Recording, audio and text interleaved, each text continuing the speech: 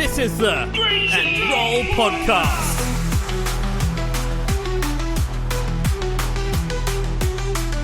With your hosts, Chibbsy and Mad Dog.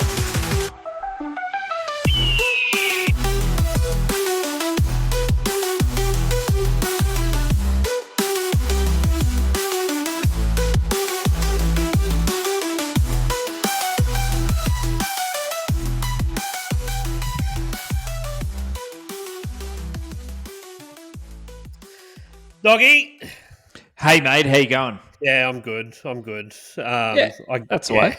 The enthusiasm to kick off the podcast is what people want.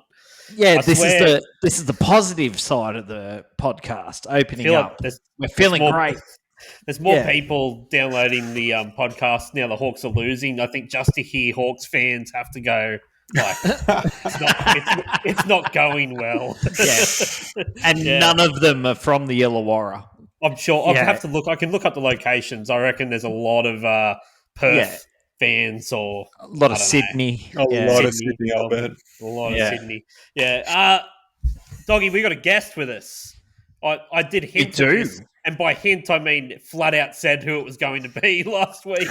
But my mate Alex, we used to work together, and I was telling the story last week about how, like, I would sort of just talk about NBA. I'd be like, oh, you know, this is going on or whatever. And you would throw out the most obscure references to NBL players. Like, and it's just like, I'm like, what are you talking about? And then I'm like, you know, I've been chatting with you via the socials, and you said, I'm like, when are you coming on the pod? And your response was, when they win. When we win. And they did get a win. I've forgotten about it. It's the distant past now, but it happened. I did say. So here we are. Yeah. Welcome. Thank you. Good to be here. Before we get cracking into it, make sure you follow Screech and Roll at Instagram, TikTok, YouTube, Facebook, Threads. I feel like Threads is taking off. It's not taking off. I don't know where you're getting that feeling from. Very optimistic. Yeah. So speaking of a man who's just bought Meta shares or something, it's Threads taking off. We're going to unfortunately recap the Hawks Phoenix game, which you attended, Alex. Is that correct? I did. As the official Melbourne correspondent, I did attend. Okay, did you really? Yeah, we will get into that. Tough. We'll attempt to give a player of the match each from the Hawks squad. We'll also Alex is going to give away the Chris Goulding Flop Award as he was there. And sometimes I feel like you really got to be there to notice who the biggest flop is. And then we'll review. We'll do a little preview of the Wildcats game coming up on Saturday night. But what do you reckon? Let's get into it. Let's go. Let's go.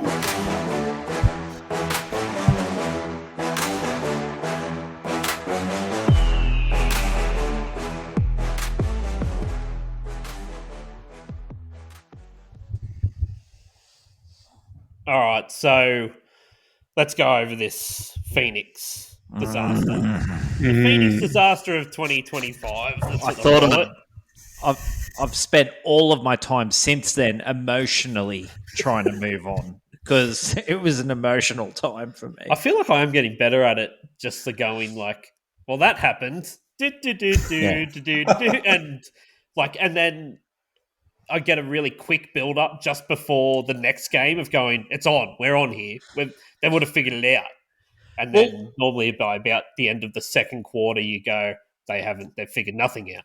Not yet. Well, in my day-to-day life, I only have one emotion, and that's numb. But when it comes to the Hawks, it really evokes something. It's how you know you're alive. Yeah, exactly. Yeah, I don't care about anything else. So. Fair enough. That's good.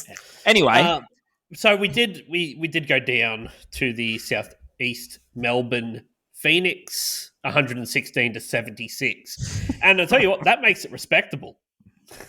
Like that's a good result. So that 76, optics. I feel like I mentally checked out when we sat on 56 for about, I don't know, 12 minutes. There was And a minute where it felt like we're about to get a 60-point deficit, and I thought, that's it. That's the season. Honestly, that's what, and I think I really did check out, and I'm so glad that you were there, Alex, to actually give us a little bit more. I'm not glad for you that you were there, but I just I couldn't I normally go back and watch the game again, even if I was at the game. I'll watch it again, and I'll sort of kind of get a better idea of. You notice things that are different. This one I completely checked out. Yeah, I'm actually interested in the optics of live. So the first quarter, it was 30-23. That's not too bad, especially for the Hawks. First quarter. Fine. Yeah, that first quarter actually had a couple of highlights. Like, we had a couple of dunks, like a putback dunk. Yes. And Jonah Bolden even had a putback before he completely ruined the game for the entire team. But I think he forgot how to catch the ball, dribble the ball, and just that you have to take the ball down the court. Like, he seemed to get started. It got to a point where he seemed like he was surprised that someone was passing him the ball. He's like, I was surprised that people were passing him the ball. He was shocking with it. He didn't know what to do. So second quarter, not so good.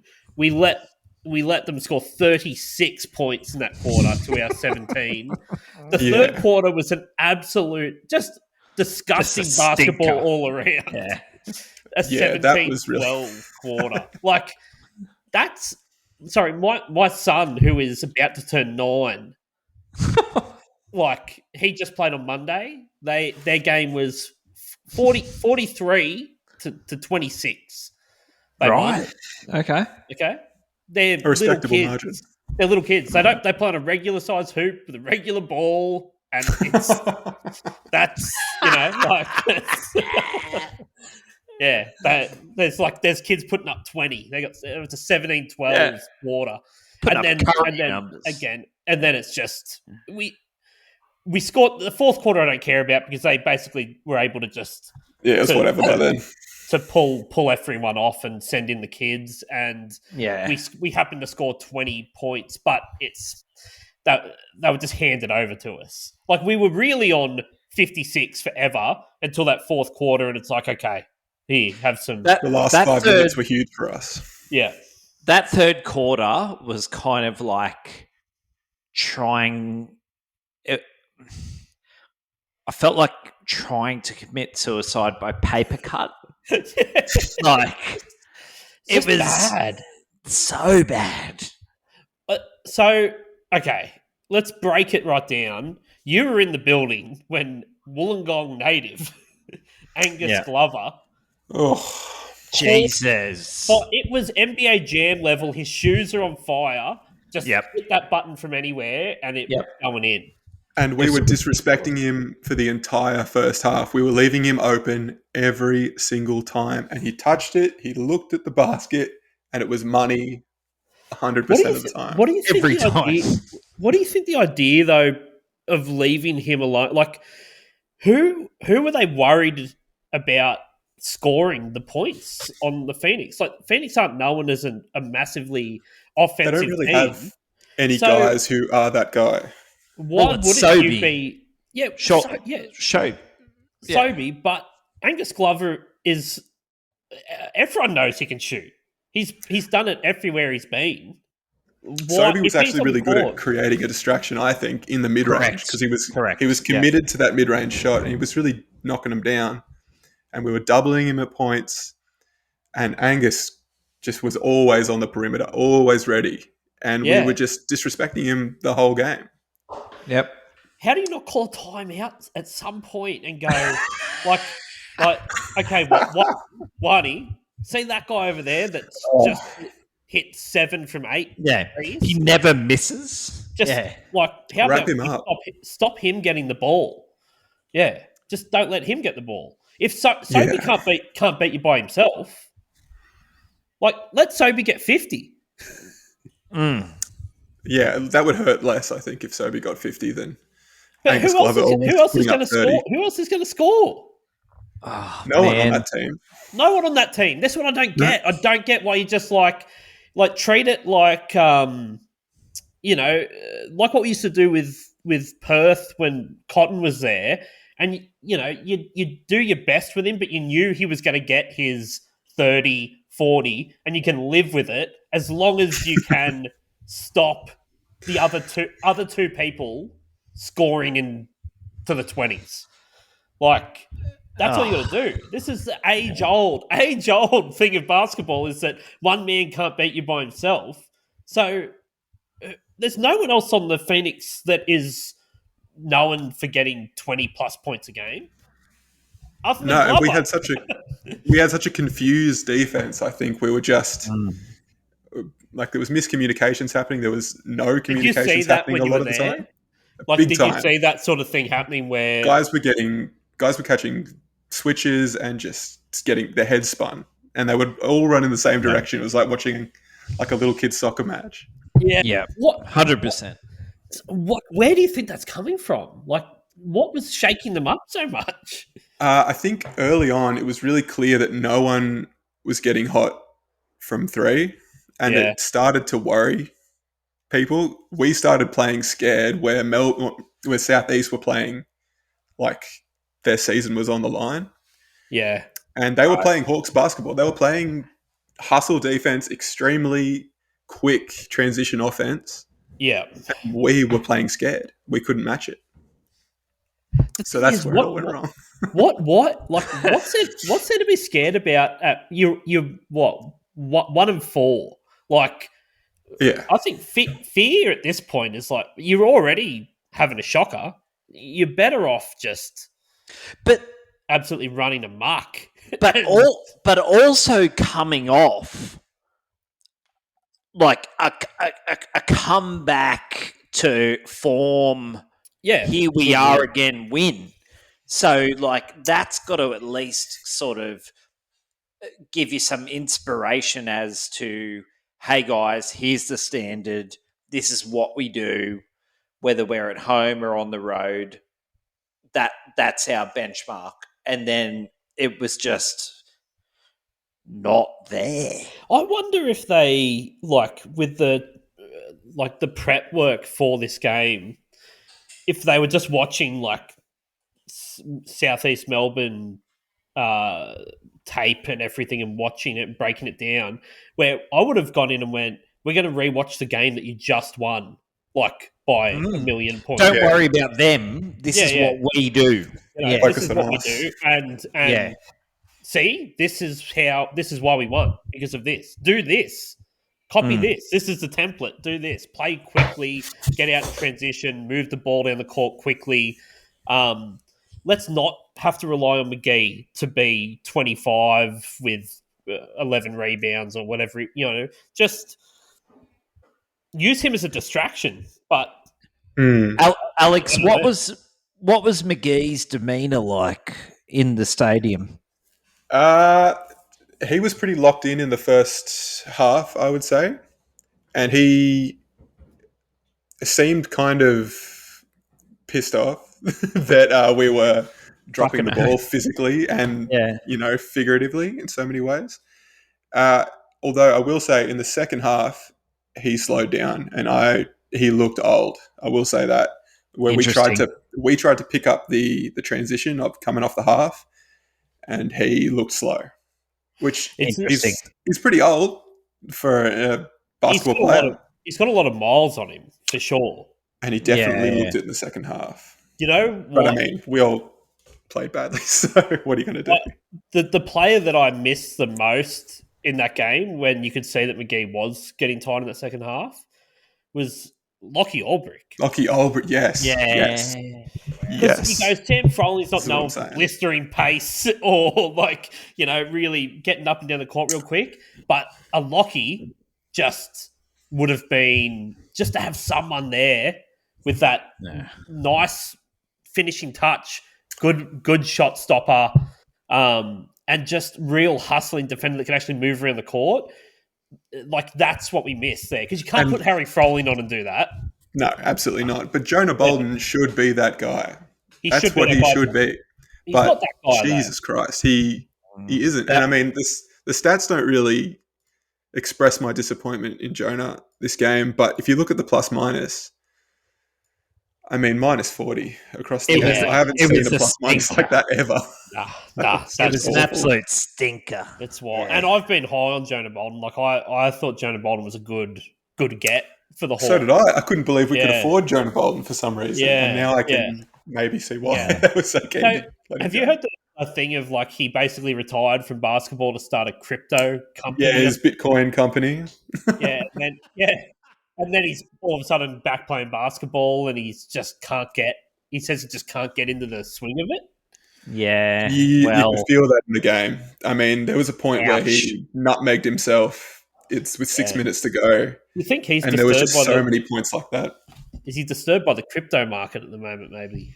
He needs to get his mind off the coins. I'll tell you that much. Yeah, he seems like a meme coin himself in that game.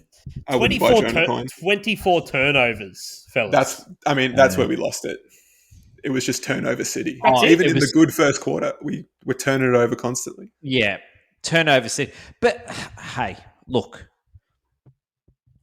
there's going to be all these hawk heads out there that have already written us off now. They're going to be like, oh, these guys are so fucking negative, But we need to call a spade a spade.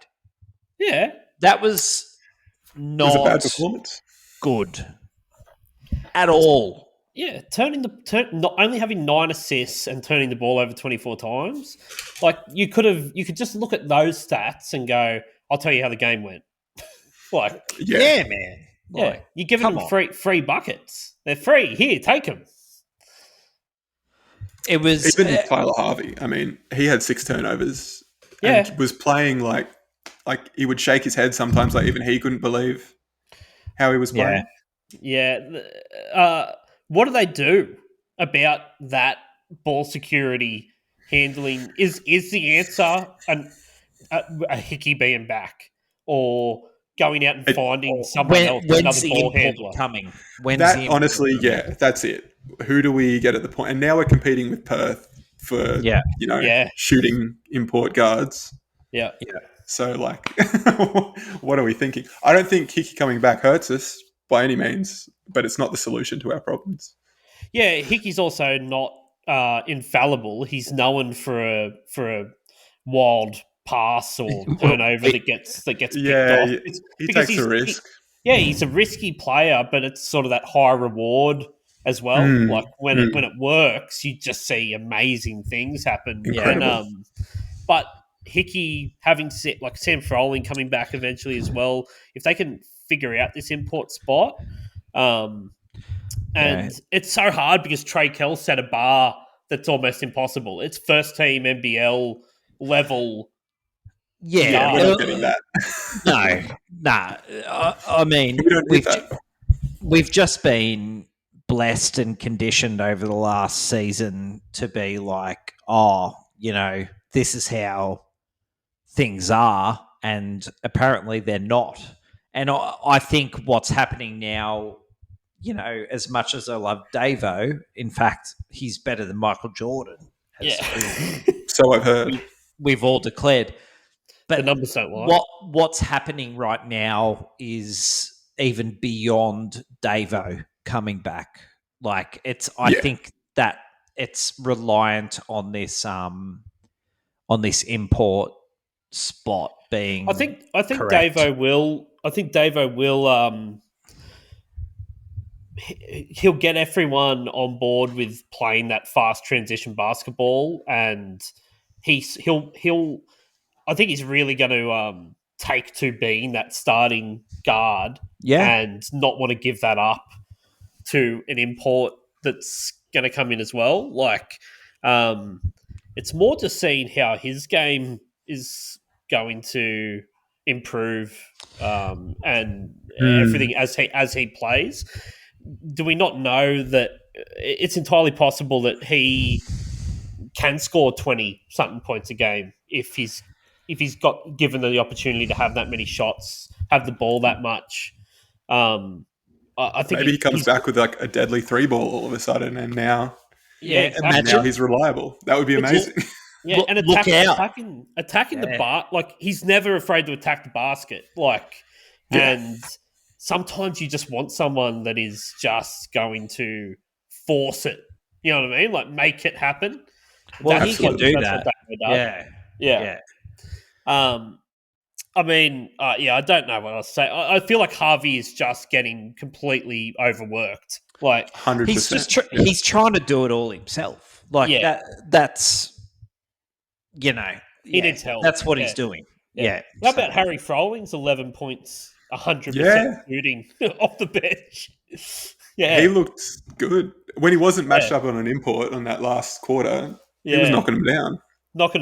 He also manages to pick up like 4 fouls in about 2 minutes. 4 minutes or something. Just was it 4 fouls in 4 minutes? I think so, It was hilarious. Yeah, it's just, and every time he just starts, he's lucky he doesn't get teched like after each every time.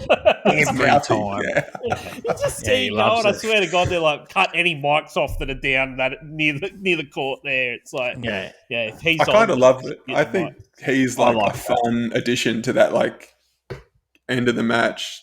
Yeah. Fuck it kind of lineup. Yeah, I love that. I love that he's lippy. Yeah. I think if he can not foul as much, I think it would. He's actually he's a pretty handy dude to have that matches up against some other bigs in the league really well. Yeah. He's sturdy. And get Sam back, and then Harry's your. Is he an injury replacement? Something I think I don't know if he's a. I think he is, isn't he? Yeah, possibly. I don't know if he plays if Sam comes back. Yeah, entirely possible, but. Let's, I guess, pick our players from the match.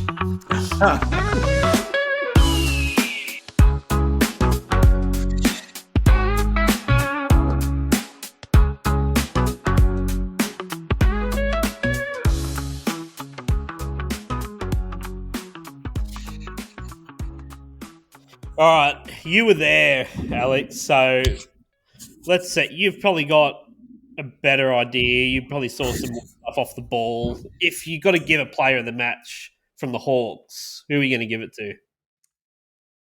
I think it was fairly easy watching that game to give player of the match for me because none of the obvious guys were doing it. Yeah. There's temptation to give it to McGee just because he did do so much work across that first half. Yeah. But ultimately, I'm going to give it to Jackson Ball, our young development player out of New Zealand. I think when he came on, he was tough against guys who were head and shoulders above him. He took shots. He didn't look scared. Everyone else was playing scared, and he just took shots. And he got one up over... 17 years old, that kid. He's like high school age. He got one up over Jordan Hunter. Yeah. He played really well, and even in the post-game presser, Tatum made a statement about how he was showing toughness in practice, and he absolutely showed toughness on the court. You reckon he's going to see more minutes? I would love him to. I think he had a bit of, good court vision, really confident to just rip on it. Pretty early. He went to him early in the second half as well. It was like, what are we going to do here? I think that was a real vote of confidence, and it shows you that he has been showing up at practice and really impressing people. So I'm very excited for him.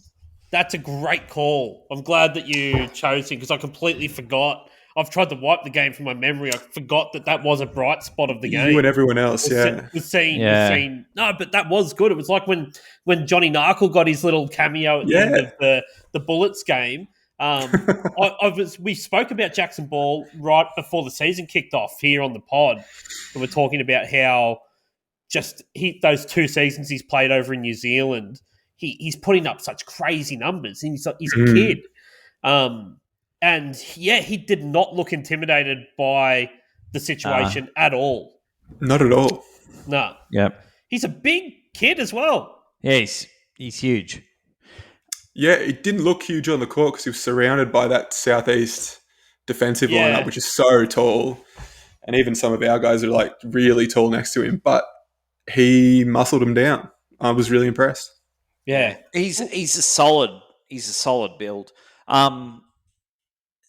He was going to be my choice as well to be honest. Oh, nice. Yeah. I took the... it seemed like he was a real positive to come on at a time where things were going downhill. And it was like, it was kind of like a shot.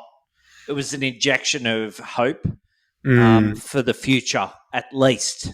You know what I mean? So, yeah.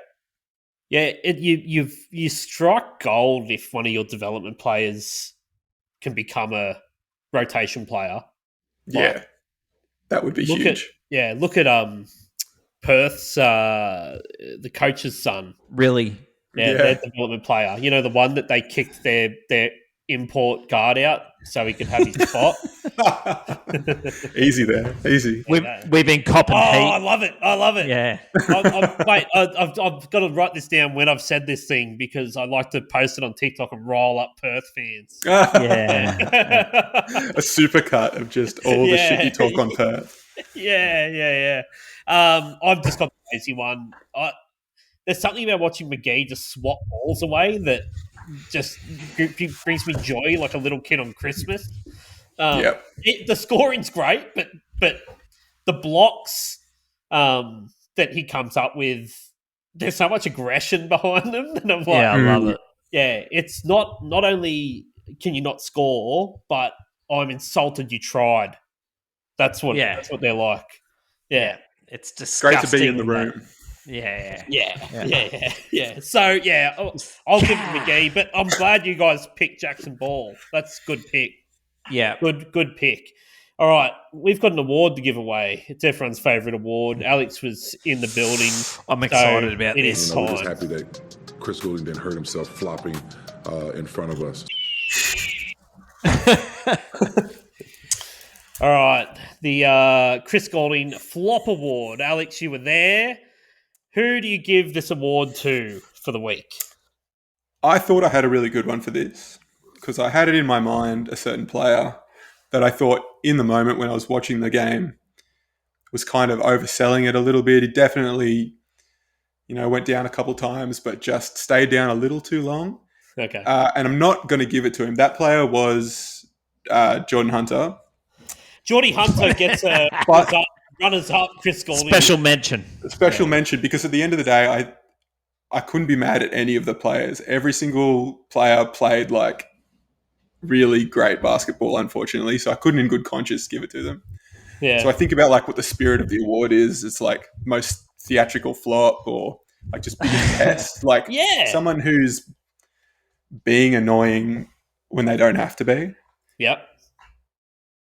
And it was the officiating. When Tatum got that double tech, it was so weak and it was for nothing. And the sarcastic bowing he gave the ref, and then, it was just weak. And it was the same around the league this round. Brian Gorgon got ejected, and it's like I was ejected for nothing. Today. For nothing. They're like, he jumped. And it's like, do you know how bad his hips are? He's not capable of jumping. He's an old man. Apparently the last time he got ejected from a game was like 1978 or something. It was like... Wow. Crazy. Yeah.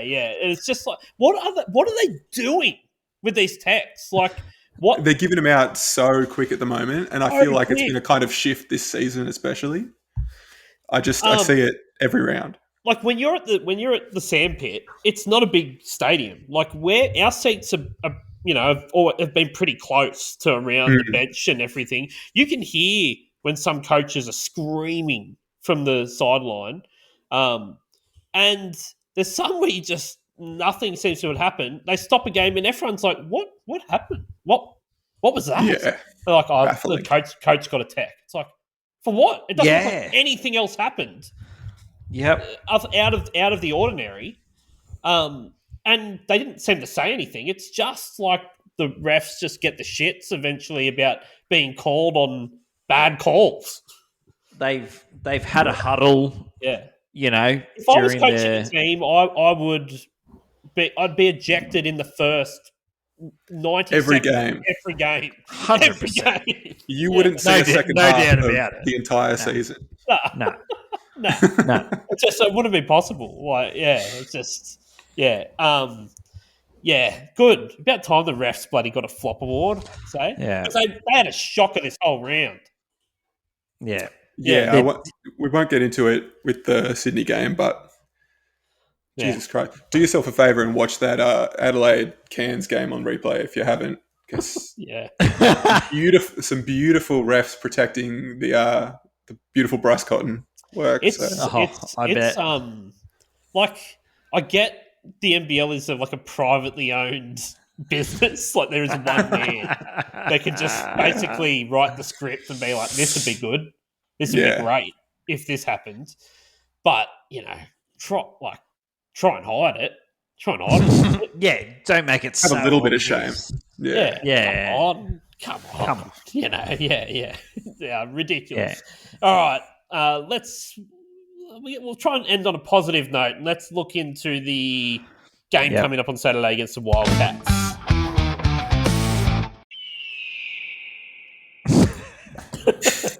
I love that Hawks. It still makes me laugh.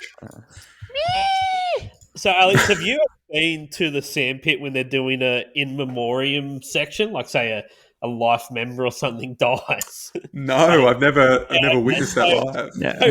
So we're there, and I don't know if me and Mad Dog were the only people that were so disrespectful of that situation to laugh at the end of it. But they're like, for let's say a moment silence for Jono, who's been a member for 30 years, he's passed away, and everyone's silent. But to finish the moment of silence, it's the Hawk Screech. So it's silence, and then it just goes. And you're like, everyone's like super solemn and like just standing around, heads bowed, and then out of nowhere, it's like.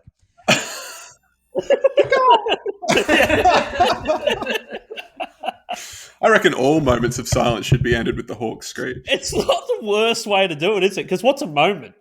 Puts a stamp on it, doesn't it? No one knows when a moment's moment over.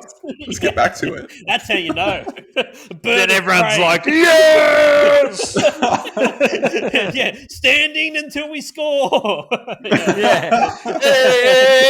Hey, baby! Ooh, You get called for dance or something kicks in. I'm really sorry you're dead. Okay, so round 6 going to kick off. We've got to fly back to Perth. I swear we were just there. We were there. We were just there, man. 3 weeks ago? Just there. Yeah. So a lot of the matchups and everything pretty much go the same. We're going to have, you got JLA who torched us against McGee last time. He was just having a field day. I'm sure they're going to go back to that. You've got Dylan Windler, who seems to be on an absolute heater at the moment. You've got, I refuse to remember his name, but Coach's son. Is it Jaron? Jaron, really. Who is also playing out of his skin and has, as a development player, forced out the Perth massive import signing, Mason Jones. He's the Nathan Cleary of the NBL. Devastated. Yeah. The coach's son's here. See you later, Mason Jones. Go back to the G League. G League. See you later. Yeah. Not required. You're just not up to it. Yeah. Mason Jones. Was Mason Jones up to it or not? What do you reckon, Alex? I would have liked to see him get more comfortable in the league. It did feel like he was making that adjustment slowly, but we've seen that happen with imports before. Yeah. I was sad to see him go, honestly. I feel like we didn't even scratch the surface on what he would have been capable of, but they seemed pretty confident that he was a bad fit for that team. It did. Hey, it makes you think, was it like attitude? Was it the fact that the coach wants his son to play his position? Like, who could say? What is it? But how would you feel if that flight from Perth that he was on happened to land in Albion Park. I wouldn't have been mad about it. I think that would really, yeah, and really. And he got driven up to Berkeley and dropped off at training to have a shoot around. Would you want Mason Jones playing for the Hawks? Maybe. I don't think it's the exact archetype we're after, but it's some like experience and energy that we could always use. He was more confident with the ball than a lot of our guys are at the moment, and a player I really would have liked to see grow in this league. I think it's harder than we think making the transition from somewhere like the US and the G League to like FIBA. Yeah. Look at Liberty Freeman just packed his bags up and left the Bullets as well. Yeah. I mean, we're hemorrhaging imports. Yeah, and apparently Admiral Schofield's 1 foot out the door at Cairns. Not by his choice, by the clubs. Apparently imports are just going to be getting cut. Because they're soft. The only people that really nailed their imports seem to be Melbourne United. Oh, you hate to see that, don't you? God damn it. Sydney Kings. And I guess like the Tasmania and seem to have done all right with their imports as well. Tasmania are kind of growing into their skin a little bit, which is good. Yeah. I'd love to see them doing well. Yeah, I think they are going to do well, but they've had a rough... They've been on the road for like all the games bar 1 or 2 or something. Oh, true. Sure. Yeah. That's a long time. Yeah, long time on the road. They'll finish up there. They look fine. Yeah. They've got the grit. This matchup against Perth, you got Perth coming off a loss as well. Wait, did they lose to the Bullets? Perth just lost to Sydney, didn't they? Oh, you mean Sydney prior? Yeah. Did they lose to the Bullets and to Sydney? Did that happen? Jesus. Or did I make that up in my mind? Hang on. I'm pretty sure they did. I'm pretty sure it was one of like the Bullets, because it was like the Bullets they must have. And then the Bullets beat them, and Sydney beat them. But Casey Prather carried that Bullets team like Hercules. It was insane. The Bullets are well and truly screwed if Casey Prather gets injured. Yeah. Oh yeah. Yeah. Have you seen this dude they've just signed? The Bullets just signed this another G League dude who plays for the Mad Ants in the G League. Mad Ants? I don't know. They must be an affiliate of some club, but he's like a 30-year-old shooting guard who's got some crazy high 3-point percentage, like over his whole career coming in. Great. So yeah, I'm happy for them. They haven't gone with some sort of like a young. They've just gone experience. Get someone in here that can. Did they think to have a look in the Indonesian league for a little bit? Yeah. Okay. Okay. So Perth play Cairns tomorrow. Oh, so today. Yeah. Okay. They're on a double today. They must. So Ignite. They got an Ignite Cup. Oh yeah. Yes. It's Ignite tonight. Yeah. And then us. So my worry with this Perth thing is that we see a repeat of the Phoenix game. Hopefully not in score and turnovers and all that sort of crap, but the fact that you've got the same thing where you've got like a Dylan Windler who seems to just be knocking everything down that he throws up as well. But it's like, are they going to just try and stop JLA from scoring in the paint? And then he's just going to do an Angus Glover to us and just be sinking everything? Like, I'd like to think we learnt our lesson that game, and we're not going to like hang as deep and just leave those 3-point shooters open all day. Is it a McGee problem though? Well, honestly, I would say JLA became McGee's dad. Yeah, at some point in that game. It doesn't match up, unfortunately, quite well. Yeah. Yeah, like he played like JLA can also knock down a 3 pretty consistently as well. Yeah. Once they figured McGee out, like he had him covered big time. So think to last season, Sam Froling would always contest the 3 ball. If he saw that was happening, he didn't just stay under the hoop and hope he missed. He at least made an attempt to get out there and get an arm up in front of the shooter. We're not going to see McGee do that. It's just not there. It's not his game. No. So he's not running out of the key. So who is? I think this game is going to or someone like that. Like Wani can't guard everyone. Yeah, I think it is going to live and die on Wani and Mason. Yeah. I think how they play, if they play scared like they did on the weekend, then it's just over. You remember the first quarter when we played Perth a few weeks ago? The Hawks looked unbelievable defensively. Yes. They had like 5 or 6 steals. So much hustle. Yeah. They were coming in from behind. They were doing those sneaky little have that second defender come in behind the guy dribbling the ball and just tap it away. Just tap it away and start running. Yep. And they did that the whole first quarter, and you and Doggy and I spoke about it, but it was like that. You just go, we're on here. They figured it out. I think it was the second game we'd played, and you go, oh, good, okay. Yeah, we're back. Here we go. Yeah. That's what it looks like. I would be showing them that quarter over and over again and being like, don't worry about anything else. How we came out to do this game, keep doing that. Do you think the same starting 5? Do you think Toddy Blanchfield is there, or do you think they bring Bales in or someone? I don't know if I'm playing Toddy Blanchfield this time. His numbers have been bad. I think he's good to have on the court from a coaching perspective and an experience perspective. I think he coach on the court.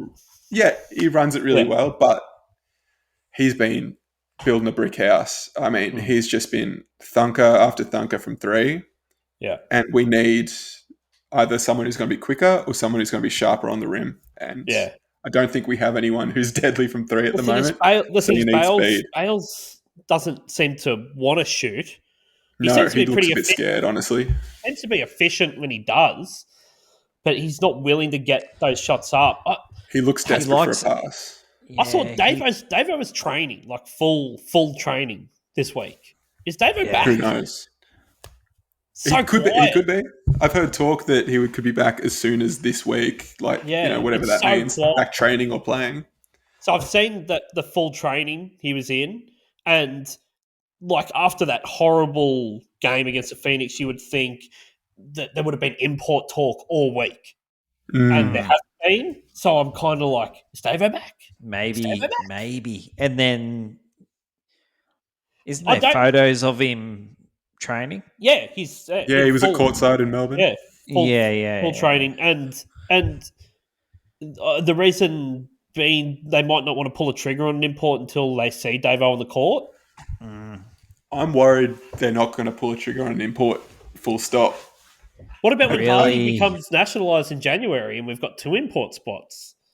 Well, maybe we go for 2. From all the talk, I definitely get the sense that they're looking for a reason not to replace the import slot. Do you think just the money? I think that's probably a factor. I'm going to say 2 words. Russell Westbrook. Oh, finally someone said it. He just signed for the Kings. Oh, did he? I think we could get him still. Yeah. I think Javal can get on the phone. Yeah, Malcolm Brogdon just said he's retiring from the NBA, but not anything else. Not from basketball, though. Not from basketball. Because the Knicks gave him a contract. The Knicks gave him a deal, and he's like, actually, no. On second thoughts, no, I don't want to. Yeah. I mean, he's rich as hell. He doesn't need a Knicks sideline contract, so he definitely doesn't. And come and just swim in the rock pools in Wollongong. Be a superstar in. That was enough to get JaVale McGee here. They just said there's beaches near it. I've heard that Wollongong is a beach town. That's it. Done. That's all there is to it. Where do I sign? All right. So what's your prediction for the Perth game then? Are you talking about? We do it. Yeah. You reckon you'll get it done? I think we do it. I think there's a hunger there. I think Tyler Harvey can't take another loss like that. He's going to be really drilling it into everyone.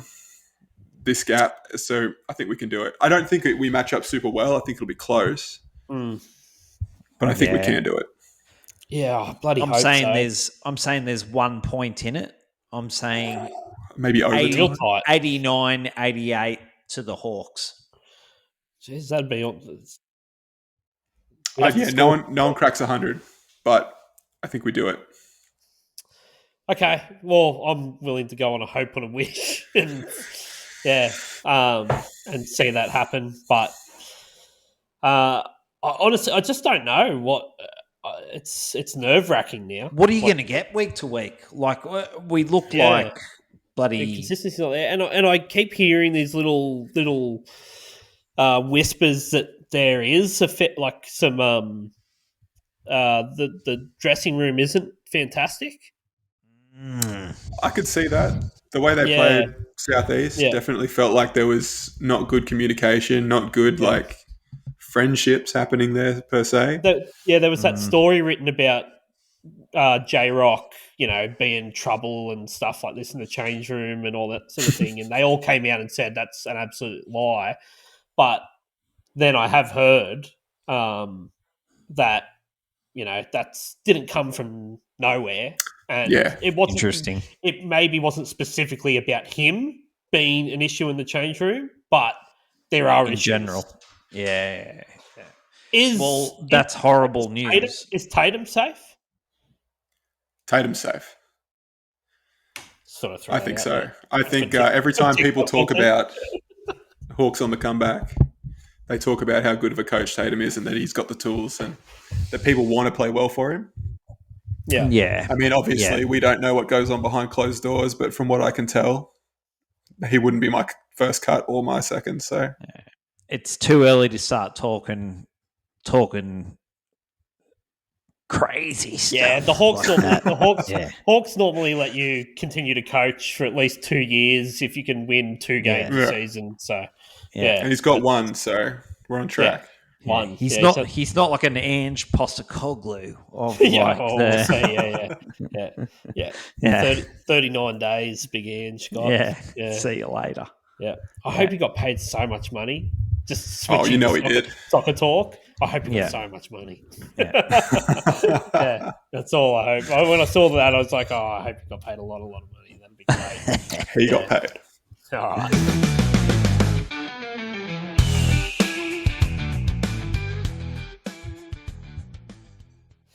All right, fellas. Yeah, we unfortunately spoke about the Phoenix game. We've given our players a match. Flop award has been given out, and we are confident of a Hawks win in Perth. 8 p.m. Saturday. Let's go. Let's go.